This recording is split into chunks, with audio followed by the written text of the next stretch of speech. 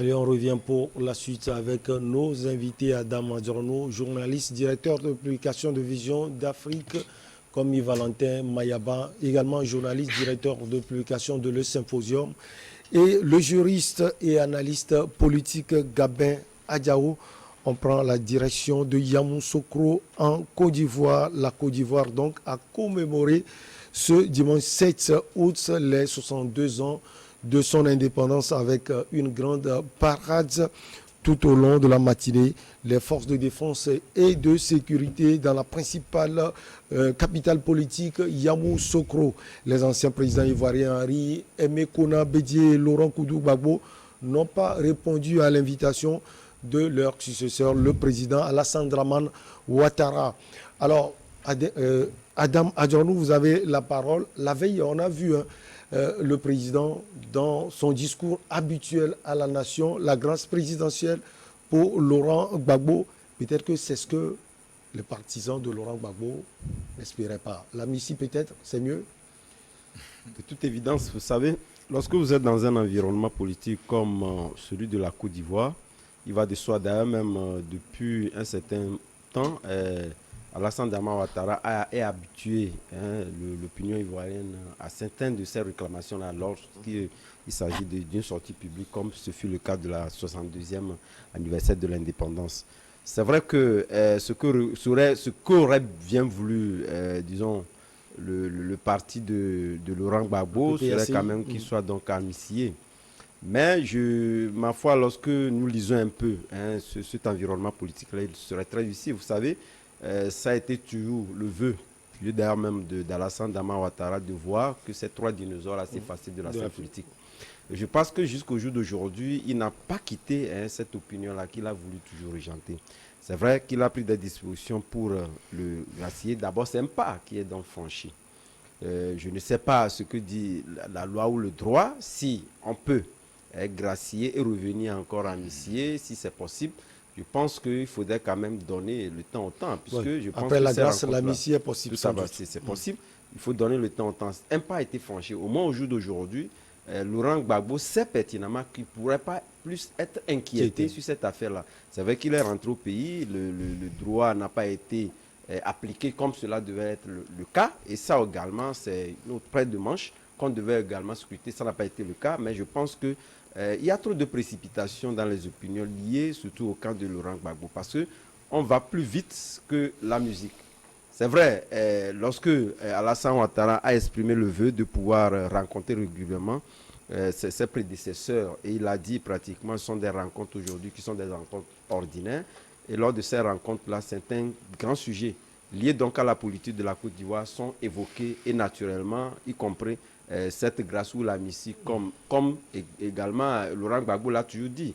Il ne voit pas en quoi lui peut être libre. Si lui est libre, les acteurs qui ont été donc en prison, il faudrait quand même qu'ils soient aussi. Et sur ce plan aussi, les pas ont été franchis. On a vu la libération de Jean-Noël Abbaye, par exemple, et d'autres également. Tout à fait. Donc moi, je pense qu'aujourd'hui, Alassane Dramane Ouattara, il sait pertinemment, de toutes les façons, même si ça a été donc une surprise, puisqu'il y avait eu une invitation officielle qui leur avait été dressée. Et je pense que pour ceux qui connaissent bien la politique ivoirienne, ça n'a pas été une surprise de ne pas les voir parce que chacun aujourd'hui veut également regenter encore l'opinion en sa faveur. Et je pense qu'Alassane Ouattara, au jour d'aujourd'hui, prend de l'avance sur ses prédécesseurs. À part ce geste-là, salué par certains, critiqué par d'autres parce qu'ils sont également dans leur rôle, compte tenu du fait que les gens estiment que Laurent Gbagbo, à l'avenir, il lui appartient de prendre la décision de ne pas se présenter, mais il n'appartient pas à Alassane Ouattara de venir siffler la fin de la présentation. Mais pour vous, on ne peut pas compter sur lui. Parce qu'on a vu l'envie, même depuis la CPI, ses partisans ont déposé sa candidature. Tout à fait. Dédié également à 86 ans en 2020. Tout à fait. Donc, les gens, il y a toute envie de revanchard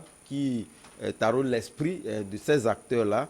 Mais je pense qu'il faudrait quand même que la raison puisse prendre le pas. Et cette raison-là, au-delà du fait qu'il y a des critiques qui sont aujourd'hui sur la place publique au même moment, Alassane Ouattara a pris d'autres mesures également pour faire en sorte que l'opinion soit quand même de son côté. Et il a si bien fait lorsque vous voyez aujourd'hui, au niveau des plateformes, de toutes les façons, il n'y a que le nom d'Alassane Ouattara qui est en tête d'un château. Donc, de toutes les façons, ils n'ont plus le pas de pouvoir dire ce qu'ils veulent dire, mais Alassane Ouattara sait pertinemment avec qui il a affaire et il sait pertinemment choisir ses actes et faits. Et là, je pense que ça a été donc un grand coup qui a donc manqué, même leur absence, du fait qu'il y avait dans ces mesures-là qui galvanisaient la population. Mais il y avait des invités de marque, le président libérien Georges Weah, le président Bissau ça a été donc l'homme l'homme d'eux-mêmes. Je pense qu'ils auraient pu mieux gagner. On a vu les représentants de leur parti politique. Mais bon, on aurait les représentants, vous voyez combien de personnes ont cité les représentants. On aurait bien voulu qu'ils soient là et je pense qu'ils auraient pu mieux à gagner de venir que de briller par leur absence. Et moi, je le dis aujourd'hui, ils donnent beaucoup plus d'opportunités à Alassane Ouattara de pouvoir être le maître de la barque à l'avenir également, même si lui, il se déclinait. Je pense que son de fin aura quand même l'assentiment d'Alassane Ouattara si, évidemment, étant donné que nous assistons également à un recadrage de l'environnement politique africain avec ce qui se passe aujourd'hui au Kenya, avec leur élection. Ouais. C'est inédit ce que nous constatons. Et vous l'avez vu également au Sénégal, parce que c'est également tout à fait. Nous l'avons vu également au niveau du Sénégal, même si j'estime que cet environnement ou ce schéma-là que présentent ces élections législatives-là n'arrange pas l'opinion, parce qu'il faudrait quand même qu'on ait une bipolarisation pratiquement de l'environnement politique, ce qui n'est pas le cas. Aujourd'hui, la prise de décision serait difficile. Si un camp n'use pas véritablement des articles pour ratisser l'âge en sa faveur, ce serait très difficile et le pays serait véritablement difficile à gouverner si nous restons dans ce cadre-là. Donc, si éventuellement on n'arrivait pas à ce schéma-là, je pense qu'Alassane Ouattara est en train de toujours prendre le pas de ses prédécesseurs. Comme Valentin Mayaba, pour le moment, le PPACI n'a pas encore réagi, même si on a vu les représentants de ce parti politique à Yamoussoukro. Le président Konabédié, lui, il a évoqué des raisons personnelles. Vous pensez que les décisions qui ont été prises la veille n'ont pas été peut-être à la mesure des discussions entre les trois présidents lors de la rencontre? Ou bien vous avez d'autres raisons qui peuvent justifier leur absence à Yamoussoukro? Non, vous savez, pour ce qui concerne l'absence de cet ténor, cet invite-là, je crois que ça n'étonnerait personne. Mais c'est dommage pour l'Afrique, en fait. Quand on parle de la fête de l'indépendance, il ne devait pas avoir cette démarcation parce que, comme c'est le seul président, c'est le président qui a été contesté, comme le voyons ailleurs. Et je vous coupe pas, quand on voit ce qui s'est passé au Bénin récemment, où le fils de Soglo n'est pas au pays, mais il a honoré. Justement, c'est ce que les gens voudraient. Il faut quand même donner cette chance-là aux acteurs politiques de se retrouver pour des questions d'intérêt national. C'est-à-dire qu'ici, quand on parle de la fête nationale, la fête de l'indépendance, c'est le jour où peut-être les sacrifices des uns et des autres ont conduit. Ce n'est pas une fête entre acteurs politiques, enfin, je ne suis pas togolais, je suis togolais, pas acteurs politiques entre comment l'appelle-t-on, les politiques à l'interne. Non, c'est les colons. On a combattu jusqu'à ce qu'arracher cette indépendance. Il faut quand même que toutes les filles et tous les fils se réunissent pour se quand même donner cette joie en eux de dire qu'aujourd'hui, néanmoins, quelque chose a été fait à notre faveur. C'est là que je regrette parfois quand les gens restent dans leur faucon en disant donc, comme c'est ceci, je ne vais pas aller, je vais briller. Enfin, je vais quand même donner l'éclat de moi-même par rapport à ma position. Je crois que ça n'arrange pas. Mais ici, parlant des décisions qu'a prises, je crois, Ouattara. Vous savez, Ouattara, c'est un stratège, c'est un stratège politique que personne ne maîtrise. Aujourd'hui, il va faire voir aux yeux de la communauté internationale, il y a ceci qui a été fait, poser tel acte, poser tel. Mais la question reste fondamentale. Laquelle? Moi, je la pose toutes les fois que il s'agit des questions de la Côte d'Ivoire, cette question est là. Aujourd'hui, vous savez que par rapport à ce qui s'est passé en 2010, et qui a conduit Gbagbo et Charles Brigoudé à la CPI, aujourd'hui, je crois qu'ils ont été acquittés. C'est parce qu'il n'y avait pas d'éléments pour quand même leur condamnation. Cela voudrait dire qu'au moins sur les 3000 morts, au moins quelques seraient à l'origine. Mais ce silence-là règne jusqu'à quand?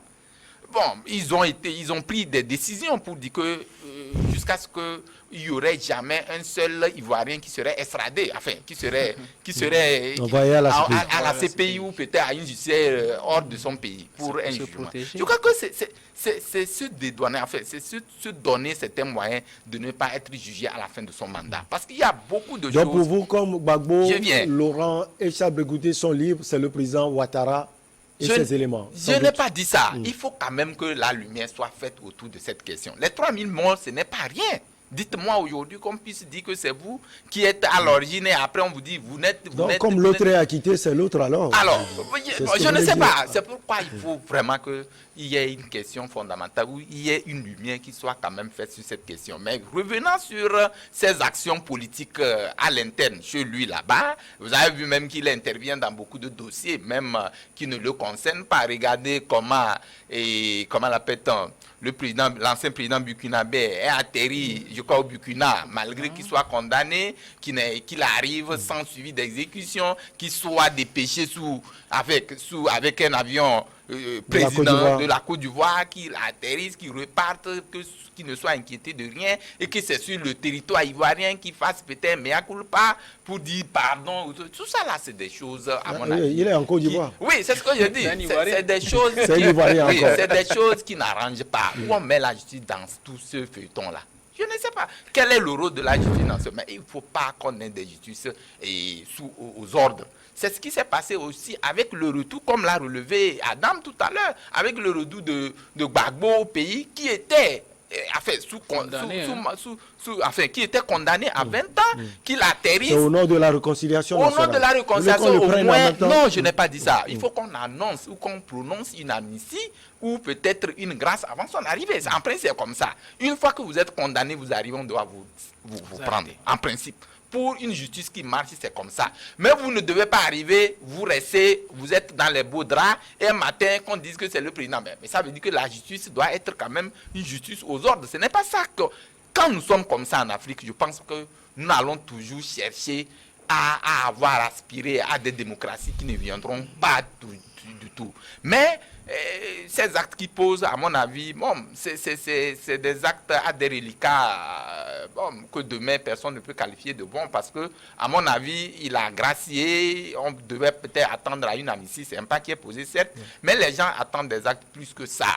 Et prenez en 2000, quand il était question des élections, en 2015, il devait se présenter, il dit non que le Premier ministre qui est décédé, Gon Coulibaly, c'est en 2020. Il ne revient pas. En 2020, j'allais dire que non, qu'il a été déçu, qu'il reprenne le... C'est comme ça. C'est des mots qui vont toujours rester dans les têtes des Ivoiriens, même au-delà de la Côte d'Ivoire. Parce que vous ne pouvez pas dire une chose le matin et le soir vous changez. Et vous venez encore briguer un mandat et aujourd'hui personne ne connaît ses intentions. Donc tout ça là, tout ce qu'il fait, il se dédouane, mais ce n'est pas suffisant. Il se mêle trop dans des dossiers qui, ma foi, le salissent. Même s'il pose des actes, il est en train de vouloir, comment l'appelle-t-on, nettoyer d'autres qu'il a posés. Mais ça le rattrape toujours. Mais je dis ça le rattrape parce que tôt ou tard, si cette question de crime ou cette question de 2010, en 2010, les 3000 morts de 2010 sont toujours restés, il faut forcément qu'une lumière soit faite sur ce côté-là pour la population. Gabé Adjao, vous, qu'est-ce qui peut expliquer l'absence des deux ténors de l'opposition ivoirienne? Je vais parler de Laurent Gbagbo et Bédié à Yamoussoukro. Pour moi, rien ne peut l'expliquer. Bédié a parlé beaucoup plus de raisons personnelles. Et le PPACI n'a pas encore évoqué une raison officielle qui l'a empêché de pouvoir se rendre à Yamoussoukro, même si on a pu percevoir des représentants de ce parti-là de l'autre côté de Yamoussoukro. Mais vous savez, ce sont des présidents qui, ma foi, ont des raisons à eux. Ce sont des vieux de la vieille qui connaissent très bien la politique et qui connaissent très bien Alassane Ouattara, qui savent ce qu'il peut faire, ce qu'il ne peut pas faire. Donc, s'ils décident de ne pas s'y rendre, malgré qu'eux, ils acceptent quand même de rencontrer Alassane Ouattara, la présidente, d'avoir une certaine discussion, le sourire aux lèvres et tout ça. C'est parce que, bon, ils ont trouvé des raisons. Ils pensent que, bon, ça peut les nuire, raison pour laquelle ils ne sont pas rendus à Yamoussoukro. Mais, vous savez, revenant à la question que vous avez posée entre-temps à Valentin Mayaba, vous savez, on connaît très bien la roublardise d'Alassane Ouattara, mais moi, je me dis, quand vous avancez et que vous approchez de la tombe, il y a certaines choses qu'on ne fait plus. Il y a de l'hypocrisie, de la roublardise. C'est pas bien. Et l'État doit fonctionner. L'État, c'est trois pouvoirs, le pouvoir législatif, le pouvoir judiciaire et le pouvoir exécutif. Et ces choses-là doivent être dissociées. Si aujourd'hui, Gbagbo est rentré, malgré qu'il soit sous condamnation, il est rentré sans être pris, sans que le président n'ait eu à l'amnistier ou à même à le gracier, c'est parce que la justice est téléguidée quelque part. Et ça ne fait pas bonne presse. Les gens peuvent se réjouir du fait que Alassane Ouattara décide d'accorder une grâce au président Gbagbo, mais moi je ne vois même pas... Vous avez l'impression que tout lui appartient, c'est lui qui décide. Oui, c'est lui qui décide, tout lui appartient, c'est lui qui décide de qui doit être mis sous les verrous, qui ne doit pas être mis sous les verrous, d'autant plus qu'on sait qu'il y a des gens qui sont mis sous les verrous dans cette affaire-là et qui sont relaxés maintenant. Donc ça veut dire que si Gbagbo aussi rentre et qu'il est condamné, il doit être mis sous les verrous. C'est parce qu'il n'a pas assez d'éléments pour pouvoir condamner Gbagbo, pour pouvoir mettre Gbagbo sous les verrous. Il sait très bien que ce monsieur-là était innocent. Souvenez-vous qu'en ce moment-là, au moment de la casse de l'ABC à Bouaké, c'était le bastion des rebelles. Ouais. Et ces rebelles a été dirigés par qui? C'était financé par qui? Par Alassane Ouattara. Et son homme de main, Guillaume Soro. On a même vu dans des vidéos Ouattara distribuer des billets de banque et autres. Ces messieurs-là, ils agissaient sous la coupole de qui? Sous la coupole d'Alassane Ouattara. Donc, il ne peut pas venir et aujourd'hui dire que bon, c'est Gbagbo qui en est responsable et puis l'inculper et même le mettre sous les verrous. Donc, ce qu'il a fait pour moi, c'est un non-événement. Il a fait pour se disculper, pour se dire que bon, quand même, c'est les indépendances, je dois faire de grandes annonces. Il l'a fait. Il a aussi dégelé les rentes viagères de Laurent Gbagbo. Bon, c'est tout bénin pour Laurent Gbagbo, mais Alassane Ouattara, moi, on le connaît, on connaît sa manière d'agir et tout ce qu'il prévoit de faire. Quand les gens pensent que Alassane Ouattara fait tout ça, bon, il veut écarter ces messieurs-là de la vie politique pour que les trois dinosaures qu'ils sont se retirent de la vie politique. Moi, je dis non. S'il le fait, c'est parce qu'il veut écarter les potentiels adversaires aux élections futures et se représenter. Moi, je ne vois pas Alassane Ouattara se retirer de la vie politique après s'il n'a pas quelqu'un de très, très, très près sous la main. On a vu Amadou Gonkilibali quand il s'est retiré. Depuis là, je ne vois pas encore quelqu'un, je ne vois pas un Patrick Achir remplacer Alassane Ouattara. Donc, ma foi, il va encore se représenter en 2025 et moi, je ne serai même pas surpris. Vous voulez ajouter quelque chose? Mais bien avant, Oui. on marque la pause.